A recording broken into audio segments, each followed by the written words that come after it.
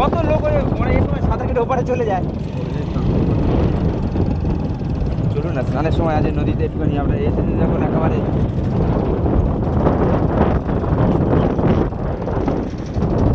দর্শকরা দেখো, এই নদী থেকে কিন্তু মাছ ধরি আমরা।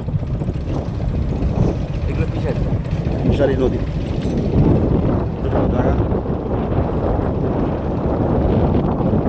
জায়গাটার নাম আপনাদের বলবো, আমাদের স্পেপার সিটের